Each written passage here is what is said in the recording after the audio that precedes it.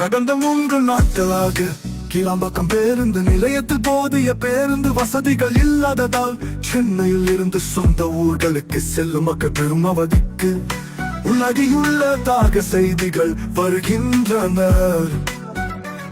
கிளாம்பாக்கம் பேருந்து நிலையத்தை திட்டமிடல் இன்றி திறந்து மக்களை கஷ்டப்படுத்தியது இந்த திமுக அரசு.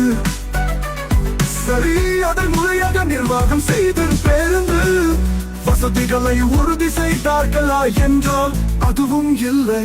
இன்று வரை கிளாம்பாக்கம் பரிதாபங்கள் ஓய்ந்த பாடில்லை. இன்று வரை கிளாம்பாக்கம் பரிதாபங்கள் ஓய்ந்த பாடில்லை. பக்ரீது முகூர்த்த நாள் நிறைந்த வார இறுதியில் மக்கள் கூட்டம் அதிகமாக இருக்கும் என்பது அரசுக்கு தெரியாதா? அதற்கான முறையான ஏற்பாடுகளை செய்யக்கூட இந்த ஸ்டாலின் மாட திமுக அரசுக்கு வக்கில்லையா? சொந்த ஊருக்கு செல்ல கூட மக்களை பரிதவிக்க வைக்கும் ஸ்டாலின் மாடல் அரசுக்கு எனது கடும் கண்டனம்.